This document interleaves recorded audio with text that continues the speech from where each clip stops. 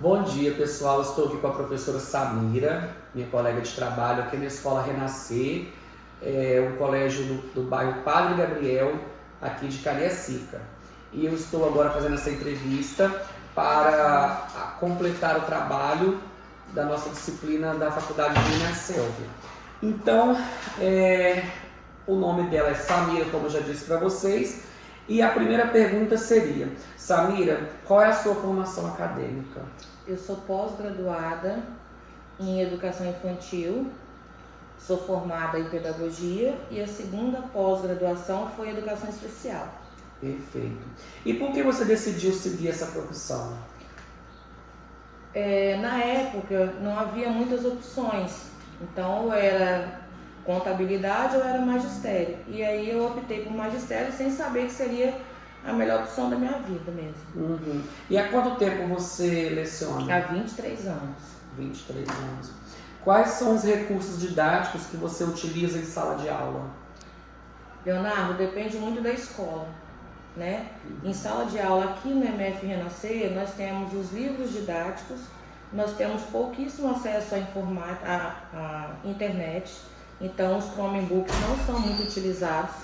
Pesquisas, músicas e recursos que a gente busca nos planejamentos para poder enriquecer as aulas. Perfeito. Então, esses recursos didáticos. Quais são os recursos didáticos que você gostaria que seus alunos tivessem acesso? Eu gostaria que eles tivessem acesso a uma sala de ciências, um laboratório de ciências, uma sala de artes com todos os recursos necessários, que eles tivessem acesso livre à internet para a gente fazer pesquisa e apresentar o mundo como de fato é para eles, que é um mundo informatizado.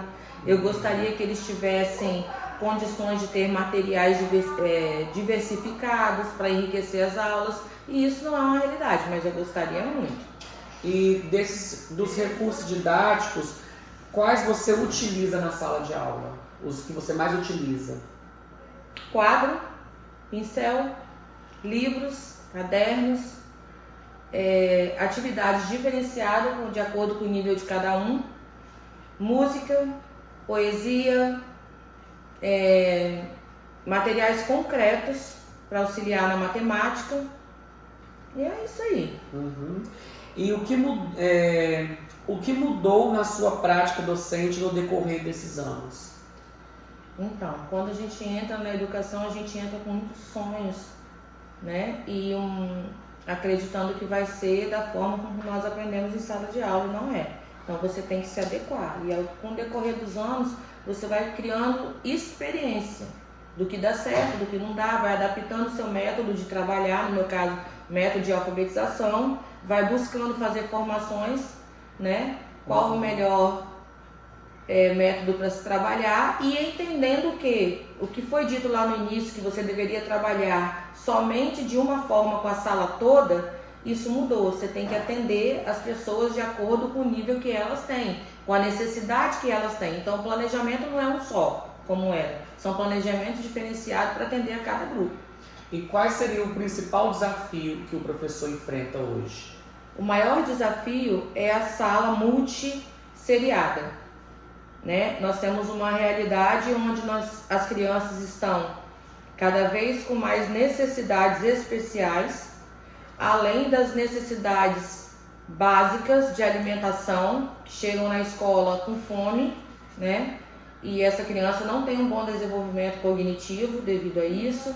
As crianças não têm acesso a muitas coisas que deveriam ter, e nós temos que transformar a realidade dessa criança, trazendo ela para um mundo que não é informatizado, e ela é assim exposta ao que não chama muita atenção nela. Hoje em dia o menino é um menino de tela, é um menino de celular, e você quer oferecer para ele um quadro e um pincel. Então você tem que ser mirabolante nisso e atender a necessidade diferenciada de cada um, que no começo não era assim. Entendi. E como você enxerga a educação em um futuro próximo? Olha, a educação tende a ser ofertada do jeito que caminha a política, com uma mão de obra mais barata, digamos assim, possivelmente terceirizada, os profissionais cada vez mais manipulados pelo sistema, tendo que se enquadrar dentro do que eles pedem, sem a liberdade de alfabetizar uma criança da forma que necessita para cumprir regras que a prefeitura impõe, que o governo impõe, que o Estado impõe, que a política impõe.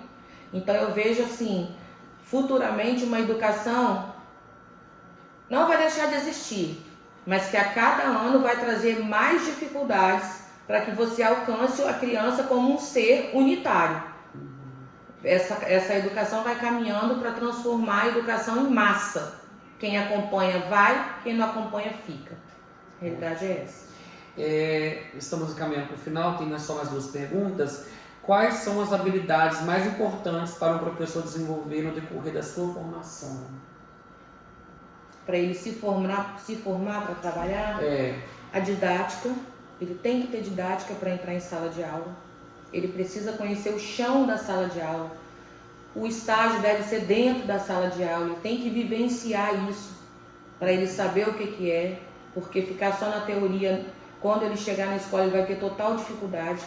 Pode até se desiludir. Que ele encontre também uma boa gestão para que ele consiga entender o que é uma escola direcionada, né? Ele precisa ter contato com isso, o que é uma gestão, o que é um PPP, um projeto político-pedagógico. Ele precisa saber o que é um regimento interno, essas realidades do nosso dia a dia. O professor que vem para a sala de aula sem saber o que é isso, ele encontra muitas dificuldades. Muito bem. E a última pergunta agora: quais aspectos você considera importantes para a formação de um futuro professor? No caso é isso que você já respondeu. É o que eu acabei de dizer. Ele precisa vivenciar nesse estágio a realidade de uma escola. Seja na sala de aula, seja um tempo no administrativo, seja um tempo no pedagógico, porque ele precisa entender o que é o dia a dia da escola. E não ser jogado dentro de uma escola com Piaget, Vygotsky e todos os outros, sendo que a realidade grita aos nossos ouvidos fora, extra isso tudo. Isso aí. Muito obrigado, Samira, pela entrevista. Eu que agradeço. E pessoal, Prazer. muito obrigado aí por assistir esse vídeo. Um abraço, fiquem com Deus.